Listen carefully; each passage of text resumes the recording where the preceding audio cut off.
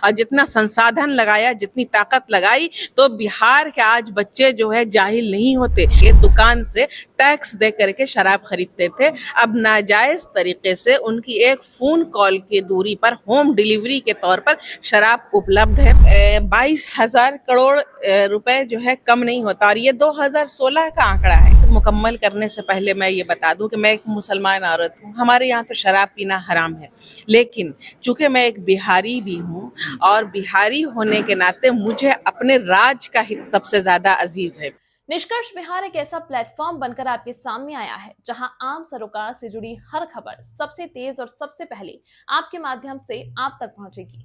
आपको सिर्फ इतना करना है कि स्क्रीन पर दिए गए व्हाट्सएप नंबर पर अपने आस पड़ोस, गांव, शहर की वैसी कोई खबर जो आपके हिसाब से खबर बन सकती हो, आप हमें अपने मोबाइल कैमरे से रिकॉर्ड कर भेजें।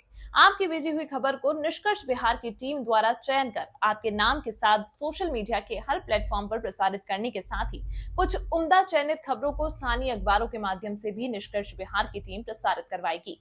हमारा उद्देश्य हर मोबाइल को न्यूज कैमरा, हर व्यक्ति को पत्रकार बनाकर आपकी खबर सब तक और सबकी खबर आप तक पहुंचाना है। खबरों के चयन में निष्कर्ष बिहार की टीम इस बात पर ध्यान देगी कि किसी खबर से किसी जाति, धर्म की भावना आहत ना होती हो, अथवा कोई समाचार किसी भी राजनीतिक दल विशेष को फायदा पहुंचाने के उद्देश्य से राजनीति से प्रेरित ना हो, अर्थात उस समाचार से सामाजिक सद्भावना और शांति व्यवस्था को खतरा ना हो।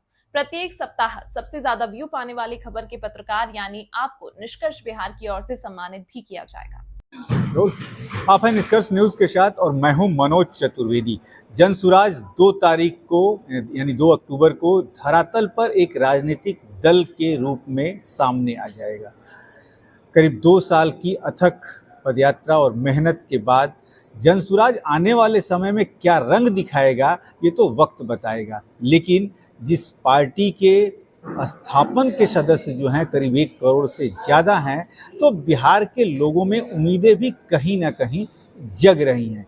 लेकिन कल प्रशांत किशोर का एक बयान आया है कि हम आते ही जो है वो शराब शुरू कर देंगे, यानी कि जो मद्य निषेध यहाँ पे पूर्ण शराबबंदी है उसे वो शुरू करा देंगे।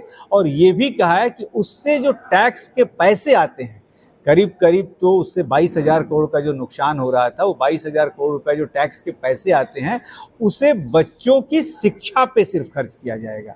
लेकिन अब सवाल यहाँ उठता है कि बच्चों की शिक्षा पे वो पैसा खर्च तो निश्चित तौर पर होगा, लेकिन बच्चों के पिता को आप शराब पिला के उनकी सेहत को तो निश्चित तौर पर प्रशांत किशोर खराब करेंगे। और इसी पर बात करेंगे। शदाब इकबाल है हमारे साथ, जनसुराज की प्रवक्ता है। शदाब जी, पैसा तो खर्च करेंगे शराबबंदी जो है उसको चालू करके बच्चों की शिक्षा पर, लेकिन बच्चों के पापा का और मम्मी का घर तो बिगाड़ ही देंगे। सबसे पहले निष्कर्ष भारत के तमाम सुनने वालों को, देखने वालों की खिदमत में मेरा सलाम अर्ज़ है।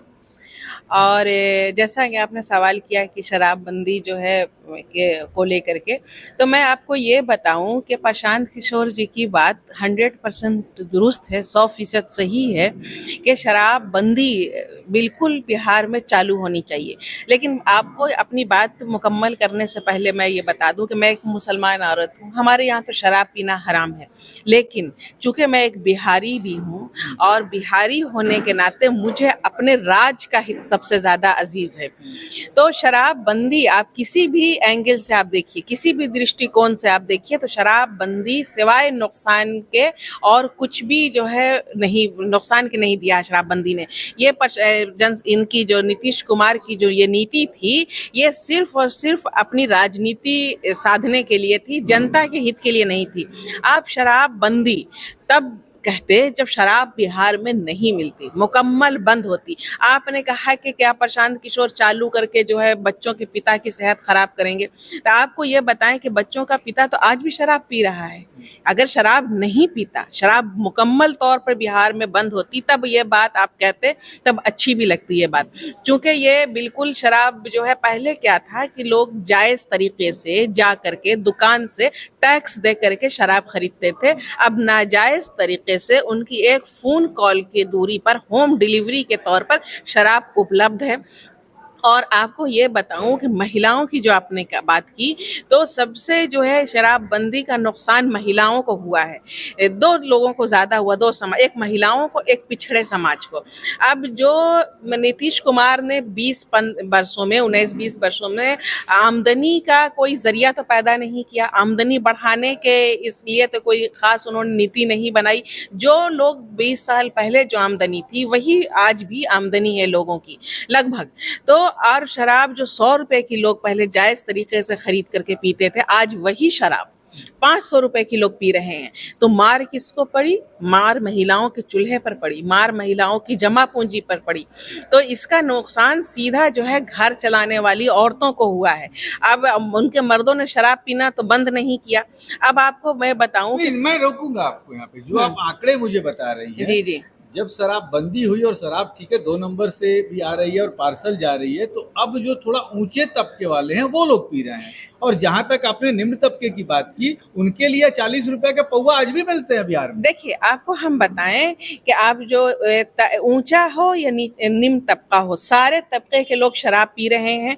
लेकिन आप जा करके आंकड़ा उठा करके देखिए तो बिहार में कम से कम 6 लाख केसेस शराबबंदी के चल रहे हैं और 1 लाख से ज्यादा लोग जेल में बंद हैं, और उसमें 95% से ज्यादा पिछड़ा समाज के लोग हैं।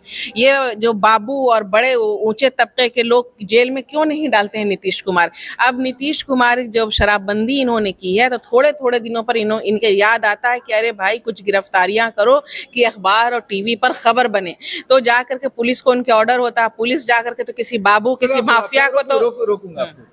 22,000 करोड़ रुपए का आंकड़ा है कि 22,000 करोड़ रुपए का नुकसान सालाना हो रहा है। 22,000 करोड़ में बिहार के जो मिडिल स्कूल हैं, जो बच्चों के प्राइमरी स्कूल हैं, उनका इंफ्रास्ट्रक्चर भी नहीं खड़ा कर सकते हैं प्रशांत। देखिए आपको हम बताएं कि 22,000 करोड़ रुपए जो है कम नहीं होता, और ये 2016 का आंकड़ा है कि 2016 में 22,000 करोड़ राजस्व का नुकसान था। आज 2024 है, 8 साल में जाहिर सी बात है कि ये आपको 30,000 करोड़ भी तक ये राजस्व का आज के डेट में नुकसान हो रहा है। तो अगर जो शिक्षा के क्षेत्र में जो बजट है बिहार गवर्नमेंट का, और उसमें ऐसा तो प्रशांत किशोर ने नहीं कहा कि जो शिक्षा के क्षेत्र में जो बजट है वो इस्तेमाल नहीं करेंगे। उसके अलावा 30,000 करोड़ अगर ये शिक्षा के क्षेत्र में लगाया जाएगा ये पैसा, तो क्या बिहार की उन्नति नहीं होगी? क्या बिहार के शिक्षा का स्तर सही नहीं होगा? क्या बिहार के शिक्षा का ढांचा मजबूत नहीं होगा? प्रशांत किशोर जी ये कहते हैं कि नीतीश कुमार ने जितनी ताकत, जितनी फोर्स और जितने संसाधन के साथ शराबबंदी नीति कायम करने में पूरा अपनी जो है ताकत झोंकी है, अगर उसका आधा भी 50% भी अगर शिक्षा के क्षेत्र में लगाया होता और जितना संसाधन लगाया, जितनी ताकत लगाई, तो बिहार के आज बच्चे जो है जाहिल नहीं होते। कम जो सरकारी स्कूलों की जो हालत है वो हालत नहीं होती। तो बजाय सही डायरेक्शन में काम करने के, पॉजिटिव काम करने के, उन्होंने शराबबंदी का कर दिया। एक सवाल और ले लेता हूँ आपसे। राजनीतिक गलियारों में चर्चा हो रही है कि प्रशांत किशोर नीतीश का नुकसान नहीं कर रहे, सबसे ज्यादा नुकसान लालू का कर रहे हैं, और लालू का जो MY फैक्टर था उसमें से M को तोड़ के अलग कर रहे हैं, और आपकी सभाओं में दिख भी रहा है। देखिए क्या है कि आप ने जो सवाल किया कि MY फैक्टर, तो जनाब MY फैक्टर तो था ही नहीं। MY का नारा लगाती थी राजद और YM फैक्टर था। आप गौर से देखिएगा, जमीन पर देखिएगा, आप उनके पूरा जितने भी उनके जो लोग हैं तमाम लोगों का आप देखिएगा तो आप ये पाइएगा कि तमाम वाई जितने लोग हैं उन्हीं लोगों का उद्धार हुआ है, और एम बेचारा कहीं नहीं है। ना उसको राजनीति में उसको उचित जगह मिली, ना लालू जो 15 साल उन्होंने राज किया तो मुसलमानों के लिए कोई जमीनी और ठोस काम किया हो मुसलमानों की तरक्की के लिए। मुसलमान जितना बदहाल आज से 35 साल था, उससे ज्यादा बदहाल आज के डेट में है। आप लालू जी की एक हम मिसाल देते हैं कि MY फैक्टर आप बोलते हैं लालू जी के बारे में। आपको याद होगा कि 90 के बाद नक्सलवाद बिहार में चरम पे था। एक सवाल का जवाब दे दीजिए, प्रशांत के आने से क्या मुसलमानों की दशा सुधर जाएगी? बिल्कुल सुधरेगी। मुसलमानों की सिर्फ आप क्या बात करते हैं, हर समाज के तमाम लोगों के, हर तबके की, स्पेशल मुसलमानों हाँ की बात कर रहा हूं, सुधर जाएगी। बिल्कुल। देखिए, मुसलमान भी आपके शरीर में कोई एक अंग अपाहिज हो, पैर से माजूर हो, हाथ से माजूर हो, तो आपका पूरा शरीर स्वस्थ नहीं होगा। तो बिहार के जो है समाज, शरीर का, बिहार के समाज का एक हिस्सा मुसलमान भी हैं, जो 19.5% हैं। तो अगर मुसलमान पिछड़ा रहेगा, मुसलमान की दशा को नहीं सुधारी जाएगी, तो प्रशांत किशोर जी का जो एक मजबूत और स्वस्थ बिहार बनाने का जो सपना है वो साकार नहीं होगा। वो जानते हैं कि हर समाज की अपनी अहमियत है और उनको तमाम समाज को साथ में लेकर चलना है। उसमें मुसलमान भी हैं और दूसरे समुदाय के लोग भी हैं। सबकी तरक्की, जैसे दूसरे समाज के समुदाय के लोगों की तरक्की होगी, उसी तरह मुसलमानों की भी तरक्की होगी। सबसे बड़ी बात कि मुसलमानों में वो लीडरशिप उभारने की बात करते हैं, और ये बात आज तक किसी ने नहीं कही है। 40 सीट कम से कम मुसलमानों को देने की बात करते हैं, जो आज तक जो पार्टियों ने मुसलमानों की बदौलत सत्ता भोगा है, जिनका वजूद कायम उन्होंने नहीं किया। तो प्रशांत किशोर जी निश्चित तौर पर ये जनसुराज के आने से मुसलमानों का भला होगा। जन सुराज के आने से मुसलमानों का भला होगा। 65 साल में कांग्रेस ने मुसलमानों को ठगा, कुछ दिन भाजपा ने भी उनको रिझाया।